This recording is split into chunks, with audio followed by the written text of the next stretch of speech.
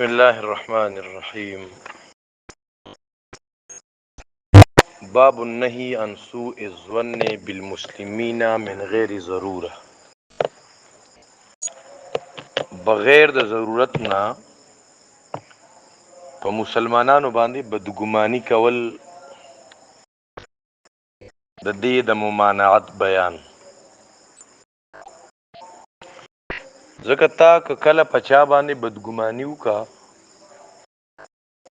نو تا نه به د قیامت پر ورځ ثبوت طلب کی، دلیل گواه. نو تا سره ثبوت شته کنه؟ تاویلی ماویلی پلان کې داسې دی او پلان کې داسې او پلان کې به داسې چل کړي. دنیا کې خو تا دا خبره وکړه چې عزت دی واغسته، خو په آخرت کې به تا نه دې متعلق د ثبوت د ګواهانو تپوس کېږي چې دا خبره تا په کوم بیس کړې وه. مونږ اکثر خپلې په مفروضې قایم کړي د چا متعلق.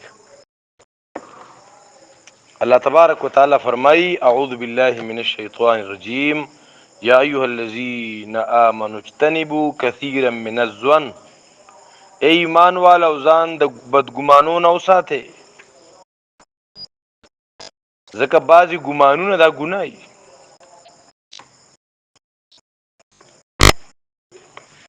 بعضې ګمان دا حرام دی.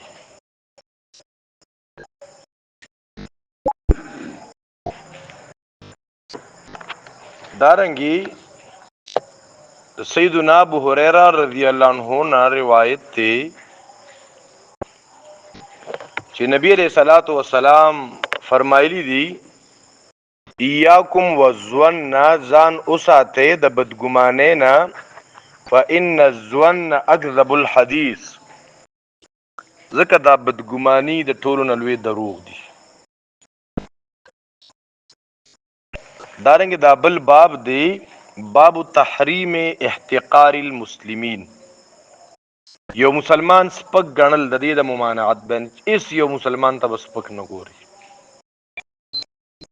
نن زموږ په معاشره کې چې چا سره لغونته مال د ګاډي بینک بیلنس دا برابر شي کنه، ګوره رورم ولا سپک ښکاري، د تره زوی خو ولا سړي زوی نه ښکاري. دې باب کې الله فرمایي یا ایها الذین آمنوا، ای ایمان والو، لا یسخر قوم. ډېر عجیبه آیت دی. سپک دی نه ګڼي، مسخرې دی نه کوي، خندا دی نه کوي یو قوم بل قوم پورې، نارینه نارینه پورې خندنې نه کوي. عسى ان یکونوا خیرا منهم، شاید چې هغوی غوره د دینه. لکه اوس ما او تا ته یو سړی سپک ښکاري، بېدینه راله ښکاري. احادیثو مبارکونه دا خبره ثابت ده چې اصل ادبار خاتمې لره دی. نو ما او تا ته دغه د خاتمې پته شته؟ شاید چې هغه په ایمان سره لړ شي او شاید چې ته په بېایمانۍ سره لړ شي، نو بیا نو چاته سپک نه دي کتل پکار. او ولا نساء من نساء، او نه دي زنانه پورې مسخرې کوي چې څه پته ده چې هغه زنانه غوره د دینه. ولا تلمزوا انفسکم، په یو بل عیب مه لګوئ.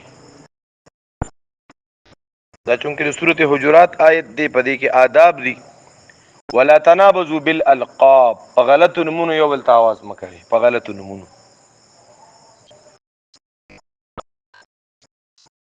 بئس الاسم الفسوق بعد الایمان، د ایمان نه پس ګناه چې دا بئس الاسم، ناکار نوم دی. نو که چا کې دا مرضونه وو، الله وی چې بیا چا بیام توبه وینسته نو په اولئک هم الظالمون، د ظالمان دي. ګوره موږ په کې آخر کې توبې ترغیب هم راکو، که اوسه پورې د نه شوي نو جانې د توبه وباسئ. په دې باب کې بل آیت امام نووي رحمت الله علیه ذکر کړی. الله تبارک وتعالی فرمایي ویل لکل حمزة لمزة، ویل هلاکت دی هر حمزه لمزه لره. حمزه حماز عیب لګونکی، لمزه پچموزې کوونکی.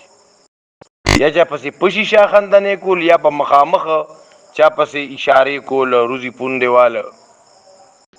لمزه مخامخ چاته پیغور ورکول، بدرت چاته ویل دام حرام دي. او لمزه د چا تذلیل کول. امام نووي بل حدیث ذکر کوي ان ابي هريره رضی الله تعالی عنہ ان رسول الله صلی الله علیه وسلم قال بحسب امرئ من الشر، د یو سړي د شر د پاره دا کافی ده ان يحقر اخاه المسلم، چې دی حقارت سره نظر کوي مسلمان ورته ته مسلمان ته سپوک ګوري یا پتا کې غټ شر دی، بس دا ستاره شریکیدو د پاره کافی ده. وعن ابن مسعود رضی الله تعالی عنہ عن النبي صلی الله علیه وسلم قال، نبی علیہ السلام فرمایلی دی لا يدخل الجنه، جنت ته داخل نشي هغه څوک کان فی قلبه مثقال ذره من کبر چې د چا پزړه کې د اوری د دانې برابر تکبوري تی به جنت داخل نشي. ځکه بعضی احادیث قدسیو کې راځي چې الله فرمای الکبریا و ردای، تکبر زما جامه ده.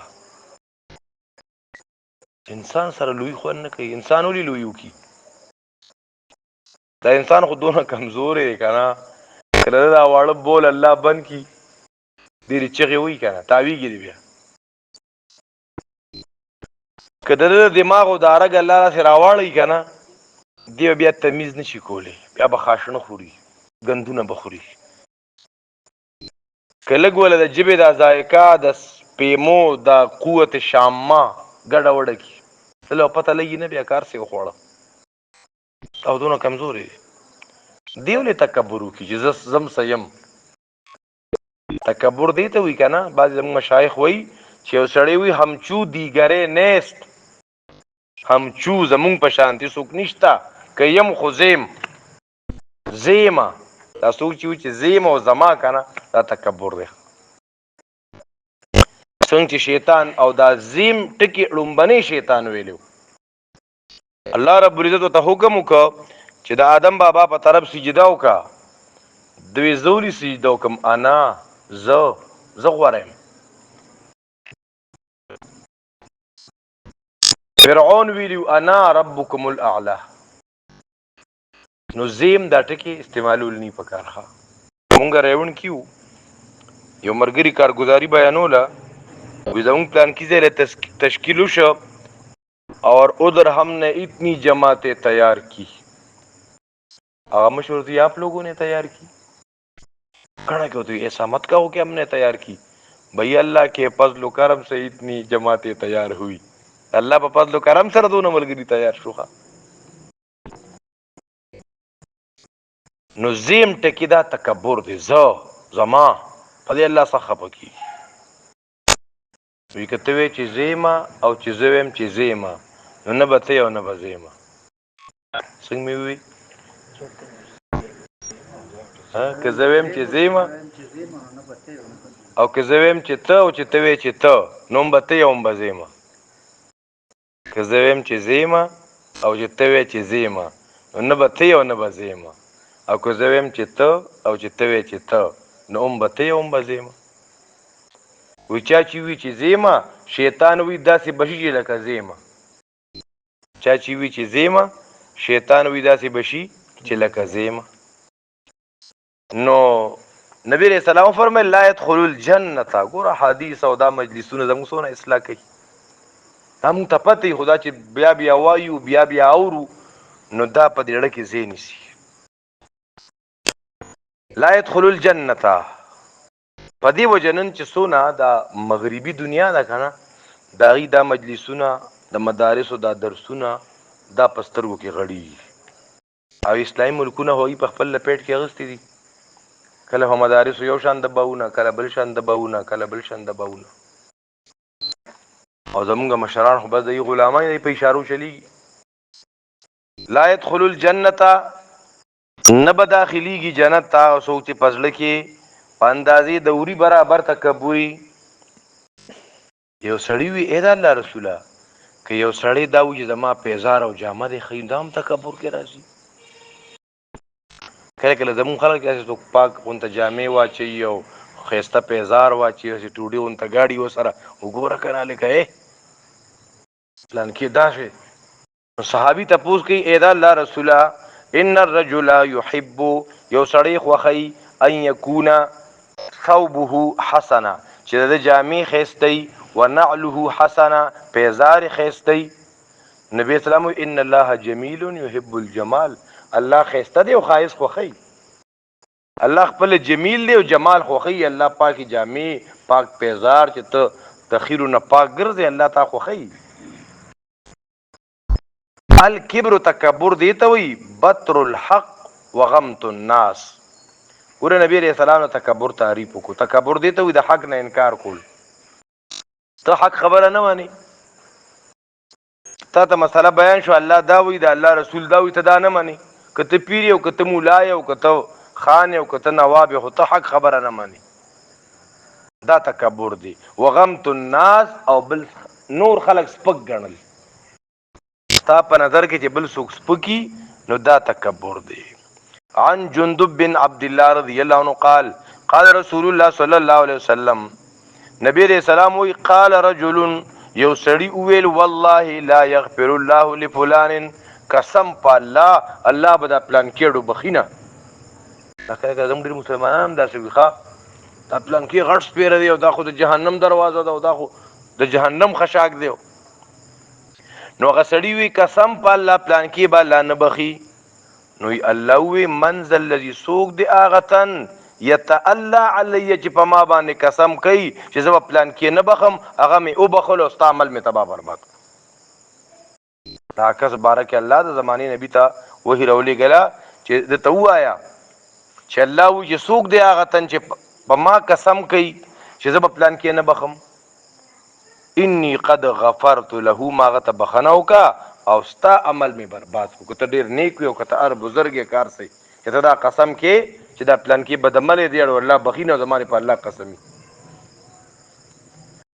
ورپسې په یو مسلمان په خوشاله باندې دا مسلمان په تکلیف مصیبت باندې خواصړې تاسو خدي چې په تکلیف کې خدي او دا کله کله موږ د لرو خلکو سره نه کوو نږدې رشتہ دار شي موي بیا په کور کې چې مو رور خور تر زامن ماما زامن چې لږ تکلیف او مصیبت حالي مونږ ورو کړه تاسو خدای ښه دې ته خواصړه وي ولې خو مې پیژه شو وش د دې نورم بدتر شي نو د دې باره کې نور حدیث ته ان شاء الله ورپسې درس کې